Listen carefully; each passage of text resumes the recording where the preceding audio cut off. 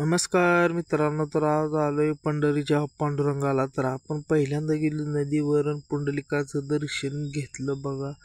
ही अशी लाईन नव्हती आज दर्शनाला. डायरेक्ट आम्ही मंदिरात गेलो.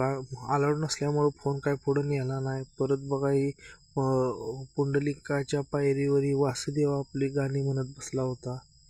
पुढं गेलो ही बघा चालत चाललो होतो वर. तर हे आपण नजारा मी तुला दावत आहे बघा. एक सगळा पूर्ण नजारा नदीवरून कसा दिसतोय. ही नामदेव पायरीच्या दिशेने ही वाट जात आहे. तर बघा हे फोटोग्राफर फोटो काढण्यासाठी विठ्ठल रुक्मिणीचं फोटो घेऊन बसलेले आहेत. तर भरपूर लोक तिथे येत होती जात होती. तेव्हा आता आपण पायऱ्यावरून वर जाणार आहोत. तर बघूया आपण पुढं, चला. पुढं या आजोबा बिजोबा एक नवी ताकद घेऊन वर चाललेले होतं. तर बघा आपण मागं नदीचा नजारा तुम्हाला दावत आहे.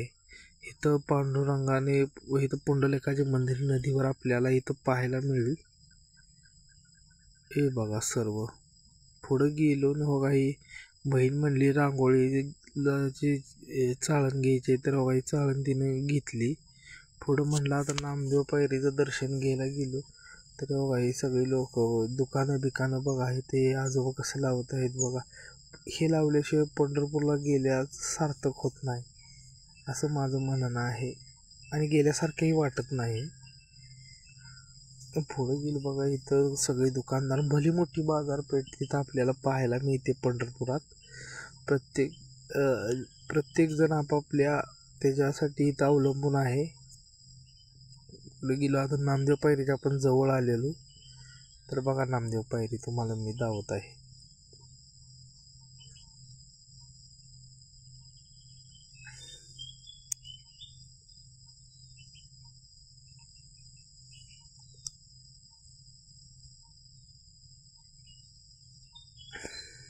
हो काही नामदेव पायरी.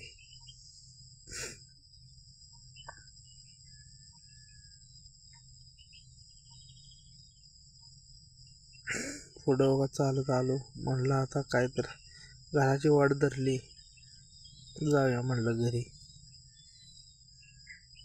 तर बघा पुढं गेलो लाडू